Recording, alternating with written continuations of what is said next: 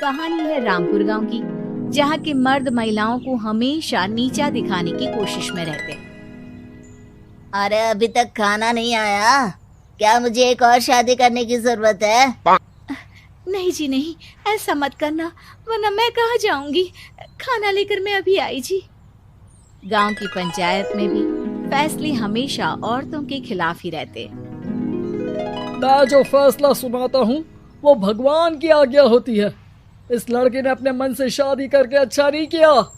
लड़के को घर भेज दो और इसकी शादी इसकी जाति की किसी लड़के से करवा दो। लेकिन ये लड़के, इसे तो गांव के बाहर निकाल दो। नहीं नहीं जमींदार साहब, ये क्या बोल रहे हैं? ऐसा नहीं हो सकता। मेरी बेटी मासूम है, इसे अच्छे बुरे की समझ नहीं है। अरे कहाँ जाएगी ये बेचारी? कहाँ जाएगी?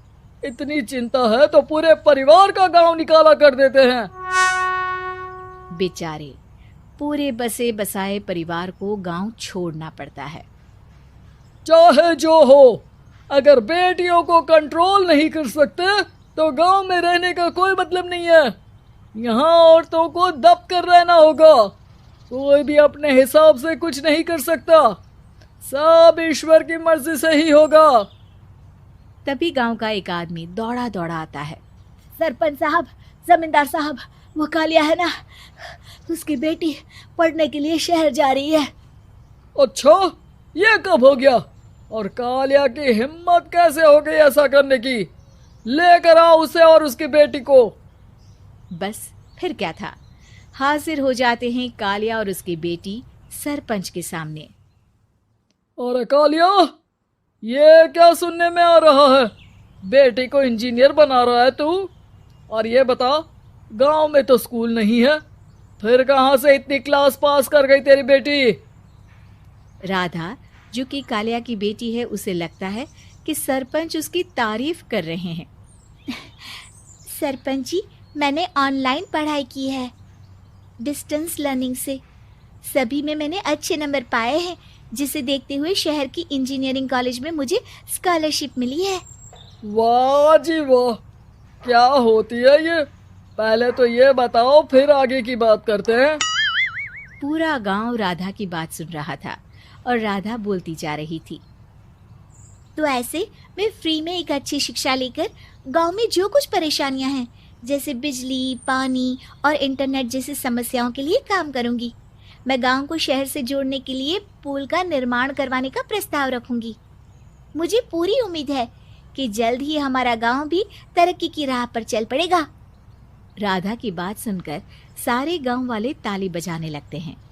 सरपंच को समझ नहीं आता कि वो क्या करे। चुप रह नादान लड़की, गांव के खिलाफ जाने के लिए तुझे गांव से बेदखल कर दिया जाएगा, वो भी पूरे परिवार के साथ। और हाँ, अगर ठीक से गांव में रहना चाहती है तो ये पढ़ाई लिखाई छोड़ दे। हम तेरे लिए गांव का कोई होनहार लड़का देखेंगे। तभी गांव का एक आदमी बोल पड़ता है। अरे नहीं नहीं सरपंच जी, राधा बिटिया जो बता रही है, अगर वैसा हो जाए तो हम लोगों को पैसा कमाने के लिए बाहर नहीं जाना पड़ेगा। हाँ जी, और ना ही कोसों दूर पानी के लिए भटकना पड़ेगा।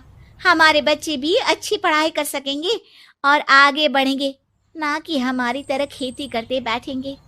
क्यों गांव वालों, राधा बिटिया का साथ देना चाहिए ना। सरपंच देखता है कि गांव राधा के साथ है तो वो चुप हो जाता है। वो घर आकर अपने सलाहकार से बात करता है, जो बहुत ही चालाक किस्म का इंसान होता है। अरे सरपंच साहब, आपको बहुत ही होशियारी से काम लेना पड़ेगा। एक बार गांव तरक्की कर गया, यहाँ के बालक पढ़ लिए तो कोई ना पूछेगा आपको। और फिर ये जो बेटा और बेटी है ना आपके, इनको भी आम लोगों की तरह ही जीवन जीना होगा। हाँ, लेकिन करे तो क्या करे? वो ना आप मुझ पर छोड़ दीजिए, बस मैं जैसा बोलूं करते जाइए। अगले रोज सुबह जब गांव वाले सोकर उठते हैं तो राधा के घर के बाहर और साथ ही वो लोग जिन्होंने राधा का सपोर्ट किया था, उनके घर के आगे लाल रंग से कल आऊंगी लिखा होता है। कल आऊंगी, यह क्या होता है? अरे यह तो खून से लिखा है, लगता है कोई भूत प्रेत या चुड़ैल का साया है। चलो सरपंच जी के पास चलते हैं।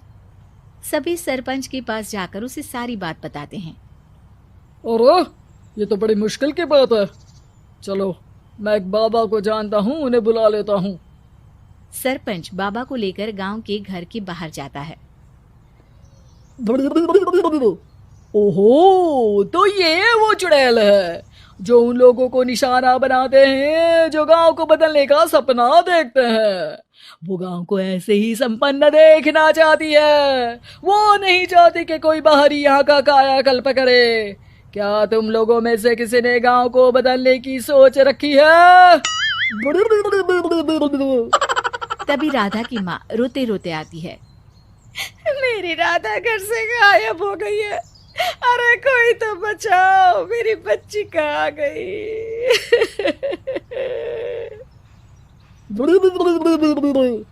ले गई वो चुड़ैल, तेरी बच्ची को ले गई। अब वो उसे श्रापित करके छोड़ेगी, उस पर चुड़ैल का साया हो जाएगा। तभी बुरी सी हालत में राधा भी वहां आ जाती है। उसके बाल चुड़ैल की तरह फैले होते हैं और कपड़ों में खून लगा होता है। सभी राधा को देखकर डर जाते हैं। माँ, पता नहीं मुझे कौन उठा कर ले गया था। अरे दूर दूर हो जा चुड़ैल, अब हम लोग इस गांव में नहीं रुकेंगे। अरे कैसे बातें कर रहे हैं आप? कल तो आप मेरे भरोसे गांव का हुलिया बदलने, अपने बच्चों को पढ़ाने और तरक्की उन्नति की बात कर रहे थे, तो आज क्या हो गया आपको? ये फिर तुम लोगों को बहकाएगी। ये चुड़ैल गांव में आ चुकी है, ऐसे ही ये तुम्हारे घर के बच्चों को भी ले जाएगी। गांव वाले राधा को गांव से बाहर निकाल देते हैं। उसके माँ बाप रोते रहते हैं, लेकिन गांव वाले नहीं मानते। मैं भी अपनी बहन के साथ गांव के बाहर रहूंगा, लेकिन वो पढ़ाई नहीं छोड़ेगी। वहीं सरपंच के घर पर सलाहकार कहता है। देखा, सांप भी मर गया और लाठी भी नहीं टूटी। लेकिन अगले ही दिन सरपंच के घर के बाहर भी वही शब्द लिखे होते हैं और फिर सरपंच की बीवी कहती है, हमारी बेटी को किसी ने अगवा कर लिया है। तभी राधा का भाई वहां आ जाता है। अरे गांव वालों, मैंने सरपंच जी की बेटी को देखा था। वो चुड़ैल उसे उठाकर ले जा रही थी। अरे क्या मजाक कर रहे हो? नहीं नहीं सरपंच जी, आप नहीं जानते। वो चुड़ैल अब आपकी बेटी में आ जाएगी, जैसे राधा के अंदर आ गई थी। तभी सरपंच की बेटी वैसी ही हालत में वहां आती है जैसे राधा आई थी। पापा, पता नहीं कैसे मैं गायब हो गई थी। चुड़ैल, इसके अंदर भी चुड़ैल का साया है, मारो इसे। अरे नहीं नहीं, इसे भी राधा के पास गांव के बाहर ही भेज दो। अरे चुप रहो, मेरी बेटी कहीं नहीं जाएगी और चुड़ैल बुड़ैल कुछ नहीं होता है। अरे कैसे बात कर रहे हो सरपंच जी? आप तो बोल रहे थे कि आपका फैसला भगवान का ज्ञान होता है, तो अपने पर बात आई तो अब आप ऐसे बोल रहे हैं। अरे ना ना ना, आपको अपनी बेटी को त्यागना ही होगा। अरे बुलाओ बाबा को। राधा का भाई बाबा को ले आता है, जिसे अब गांव वालों के डर के कारण सच बोलना पड़ता है। मैं कोई बाबा नहीं हूँ, मैं तो मोची था। ये सलाहकार महोदय ने मुझे कहा था एक्टिंग करने को। अब वो मुझे पैसे देने वाले हैं। अब मुझे माफ कर दो। गलती हो गई, मुझे माफ कर दो। तभी वहां राधा आ जाती है। देखा सरपंच जी, जब गांव के बच्चे साक्षर होंगे तो आप जैसे लोगों की चालाकी नहीं चलेगी। इस वीडियो को लाइक करें, हमारे चैनल को सब्सक्राइब करें और बेल आइकन जरूर प्रेस करें हमारी न्यू वीडियो सबसे पहले देखने के लिए। सब्सक्राइब करने के बाद ना घंटी बजा देना, ताकि जब भी मैं कोई न्यू वीडियो अपलोड करूं तो तुम्हारे फोन की घंटी भी बजे।